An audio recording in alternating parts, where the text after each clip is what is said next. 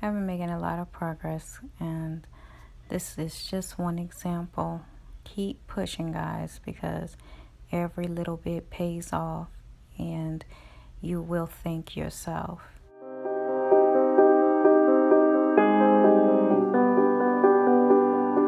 I'm drowning, I'm drowning, I'm drowning, I'm drowning. Wrist so icy, wonder why she like me, bitch, I'm drowning in water. I just bought a cube and dipped it in a fountain. Everywhere that I go, it's a light show, I'm surrounded. Bust down, bust down, bust down, bust down, bust down, bitch, I'm drowning. I just bought a Cuban ring and dipped it in a fountain. Chain so heavy, I feel like I'm holding up a mountain. Everywhere that I go, it's a light show, I'm surrounded. Bust down, bust down, bust down, bust down, bust down, bitch, I'm drowning. I'm with all my I don't go nowhere without them. If they don't let us in, they might throw shots at the bouncer. Activist medicine, got it straight from out the doctors. I'm with RJ, but I call him Wayne cause he's a shot. For some reason, the tics get worse at night. I don't know why. It may be because I'm watching TV. I guess when I'm watching TV, I'm reacting to what I'm seeing. What's crazy is you don't really think about how all the thoughts that you have while you're watching TV. So when you're watching TV, you're having your own thoughts, and the things you're seeing or something that someone's saying is like triggering memories or emotions in you, and you're not even aware that that happens. But for some reason with the facial tics, it's like as I'm watching the TV and things are being said or I'm seeing some images, like if some awkward or any kind of thought comes to my mind at that time, my face will automatically start responding to it.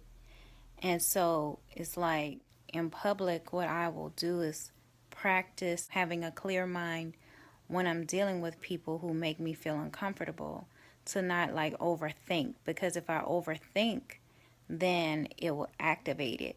I just decided to turn the camera on to show what it looks like when it starts really like being activated.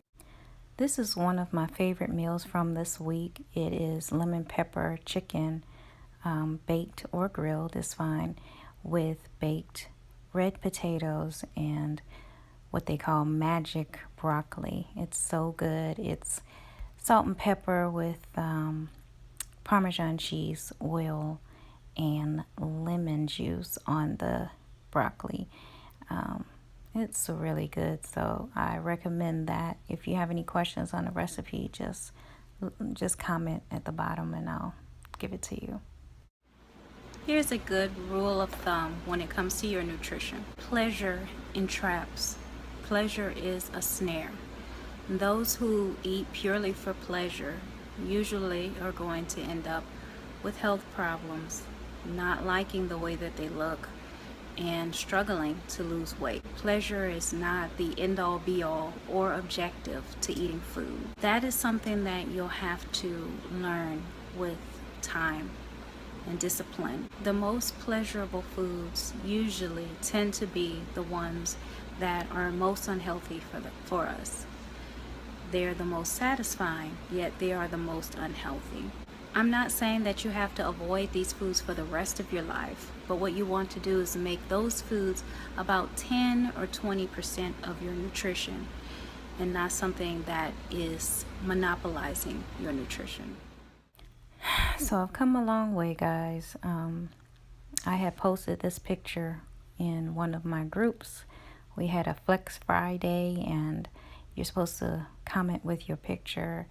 And one of the ladies who is kind of helping me, she said that I'm really starting to look like a bikini competitor now.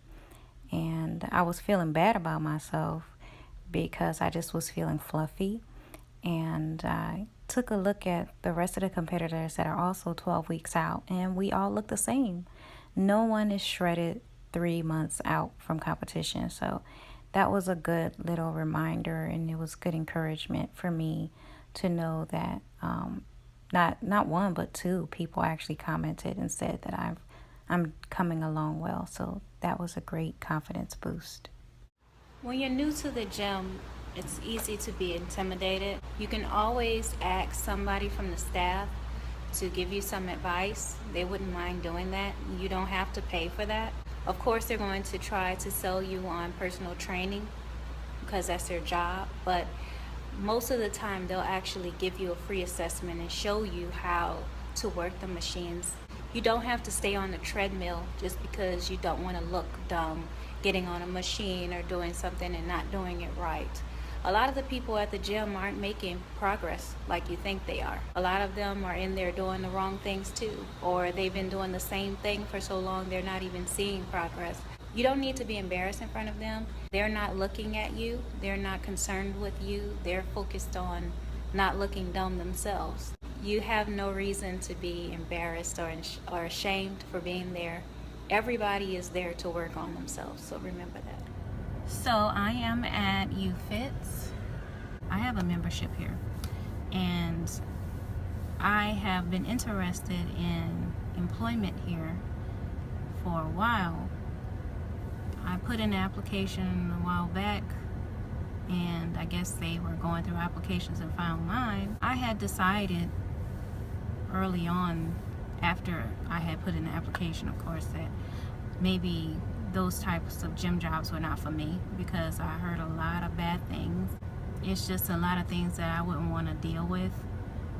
However, I am looking for something that is more career focused. I have a part-time at Shipley's. I was working there even before I had even decided to become a personal trainer and get into the fitness industry. And I was just working there part-time, you know, to help make ends meet at home. I wanted something that would be flexible for me as a stay-at-home mom and homeschooling mom, and that I was working. But you know, it's more important to me now to do things that tie in with my career goals, because I need to have a career. I'm not expecting a whole lot. I have a list of questions to ask. My objective is to go in and learn a lot about what these gyms want. It really would have to be a unique situation for me to want to work for a gym. You know, they would have to be flexible, because I do fitness classes in other places. I am a homeschooling mom, so I would want them to be flexible with scheduling. If I hear what I want to hear, I may take it. I prayed on it. Hopefully it's a good situation. If it's not, then I'm gonna have to pass. Alright, so I just finished the interview, and tomorrow I have to come back.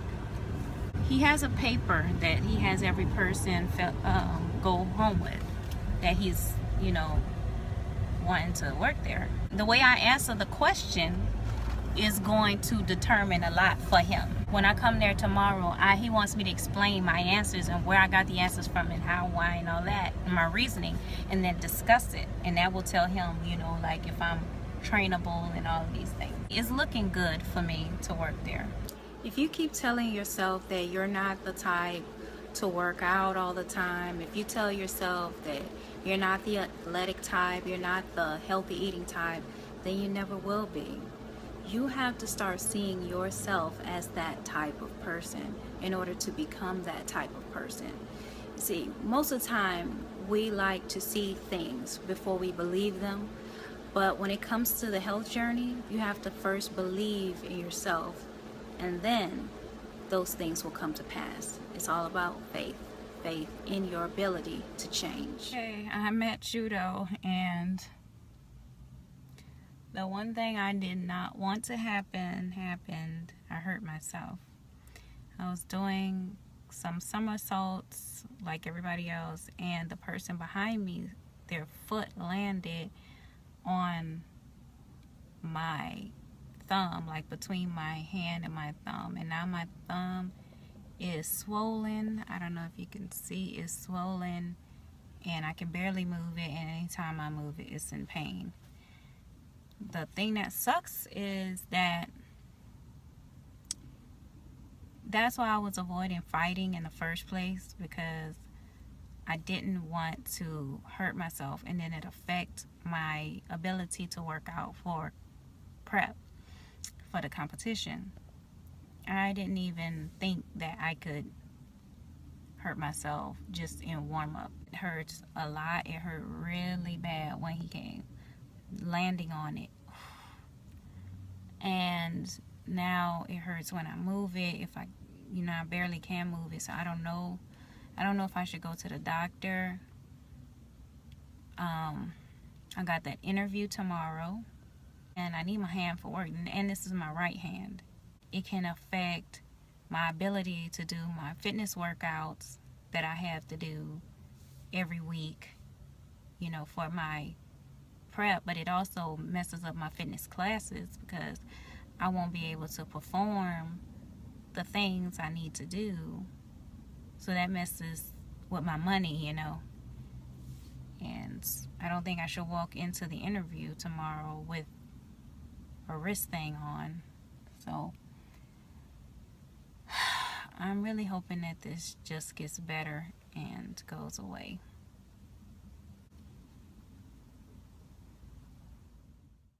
Went to the doctor. It ended up being just a contusion. They gave me a splint. That helped and hindered me in many ways. Still hurts. Got better every day, but it still hurts. And so I'm just going to sit out of judo for a while. What I strongly believe in is reframing certain memories and things that go on in our lives. We have a negative emotion associated with that memory or the situation. Reframing is about looking at it from a different perspective and choosing to view it in a positive way. That memory or that experience can now be something beneficial rather than something unnecessarily mentally damaging. No one asked you to do this. You're doing this for you. You're doing this now, even though it sucks, in order to have a better and brighter future. Instead of feeling down, looking at it as a chore, this does not have to be a negative experience, because there's many people who don't get to do this because of disabilities, time constraints. Look at that more positively and stop complaining about it. Start enjoying this process.